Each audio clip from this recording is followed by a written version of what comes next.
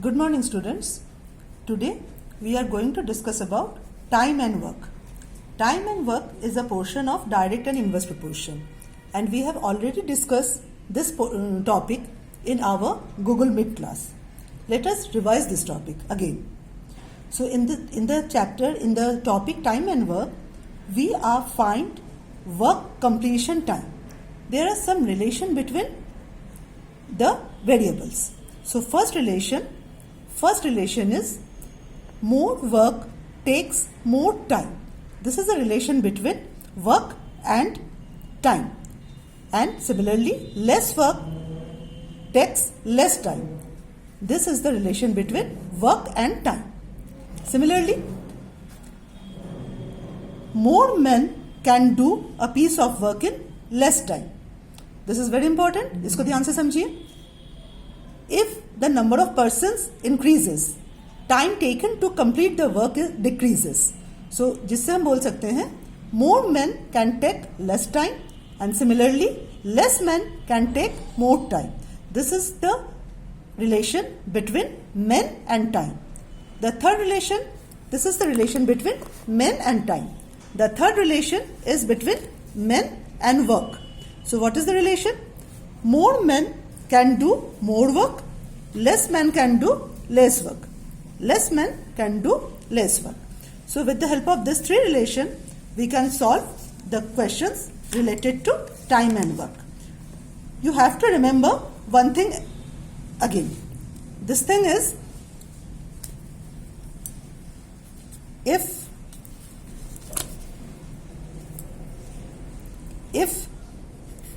A can do a piece of work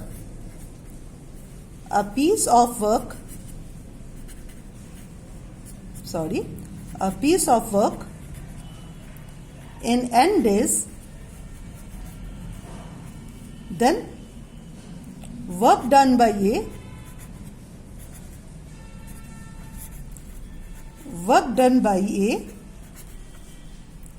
in 1 day, हम लोग हमेशा 1 day के लिए निकालेंगे. In 1 day, that is equal to 1 by n. That is equal to 1 by n. So remember, work done, अगर A कोई भी work n days में कंप्लीट कर रहा है, so our first step should be work done by A in 1 day. That is 1 by n. ये day नहीं है, ये 1 by nth of work है. पूरा काम अगर कोई 3 दिन में कंप्लीट कर रहा है तो एक दिन में कितना करेगा? 1/3 ऑफ इट. तो सिमिलरली इसका जस्ट रेसिप्रोकल क्या है? अगर if A does 1/nth work in 1 day, then A can finish the whole work in n days. तो reciprocal होता है. So these two are the main things while we are solving the word problems. Now I am going to explain some word problems related to exercise 11.2. So exercise 11.2.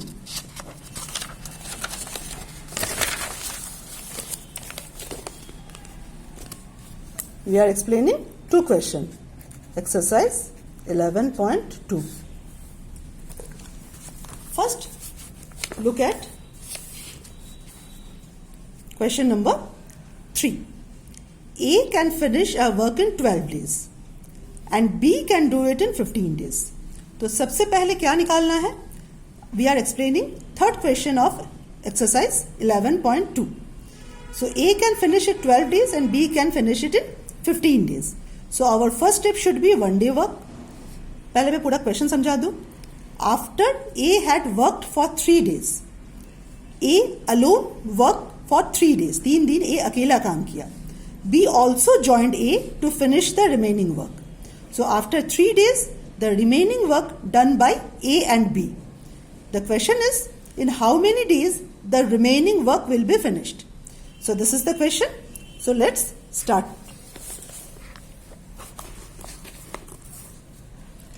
First क्या है?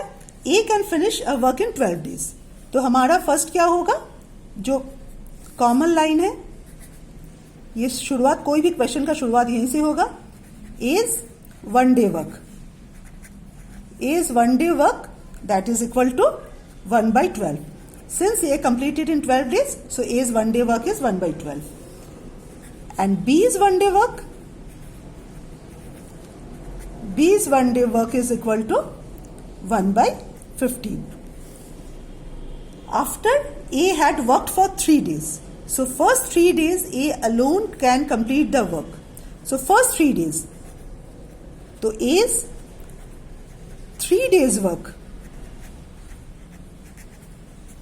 If A's one day work is 1/12, then A's 3 days work is 1/12 into 3, that is equal to 1/4. That is equal to 1/4. A's 3 days work is equal to 1/4. So 1/4 portion of work is done by A alone. Suppose this is the whole work.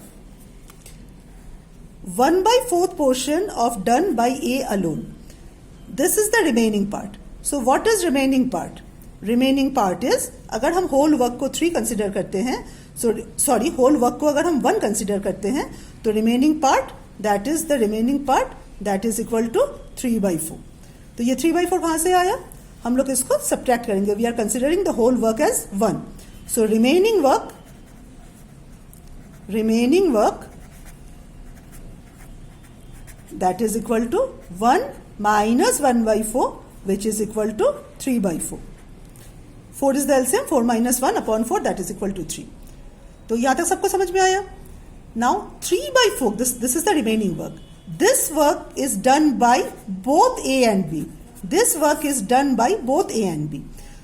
तो अब मुझे क्या निकालना है, since this work is done both A and B, now we are finding A plus B is one day work. Now we are finding A plus B is one day work. A plus B is one day work. कितना होगा, A का है 1/12, B का है 1/15, तो दोनों का कितना होगा, we are adding this to number, finding the LCM. 60 is the LCM.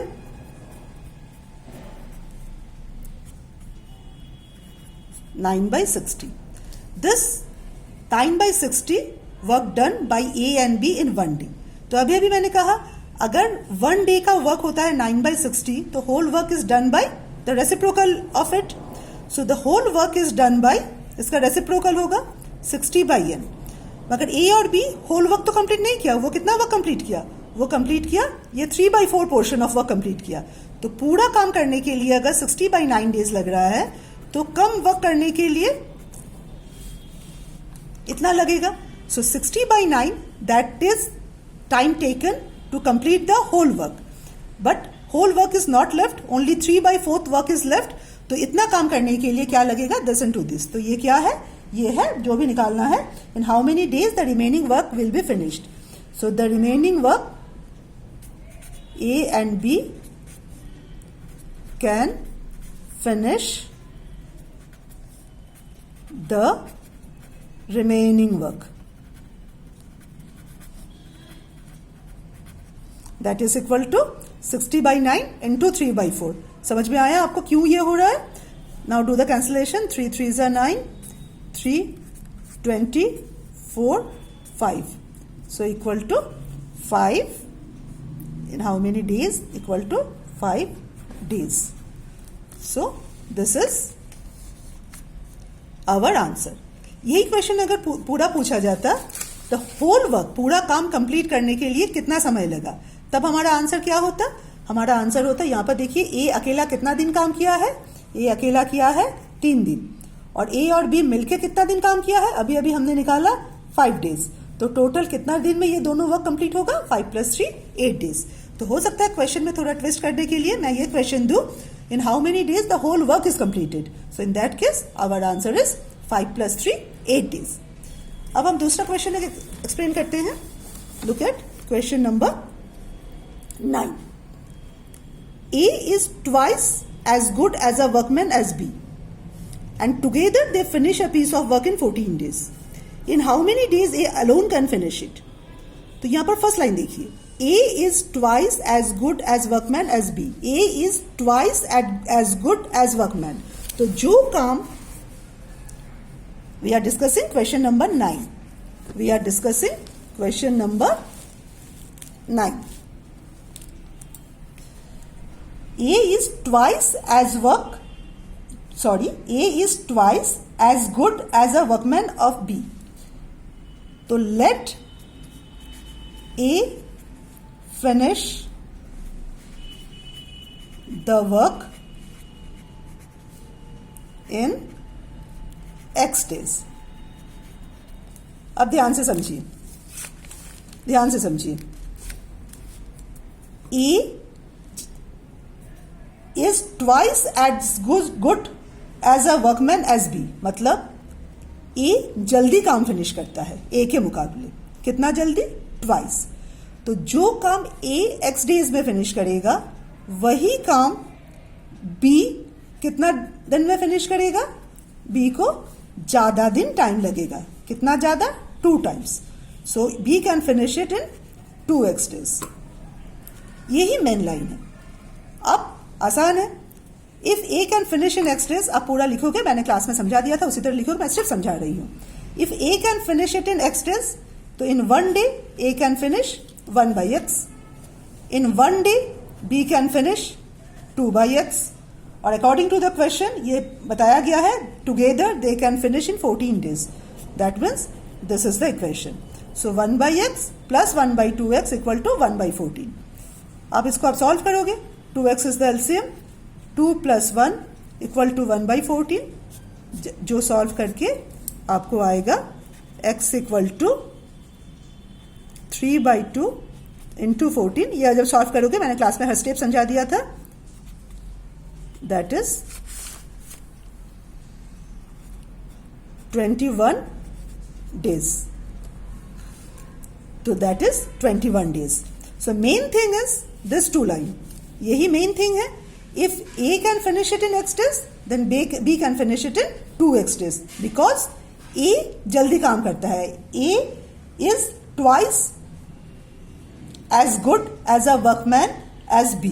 तो इसका उल्टा होता है, द रेशियो उल्टा होता है. तो ये 2 मेन क्वेश्चन था जिससे पूरा एक्सरसाइज समझ में आना चाहिए. And rest of the question हम लोग गूगल मीट पे डिस्कस ऑलरेडी कर चुके हैं. So that's all for today. Thank you class.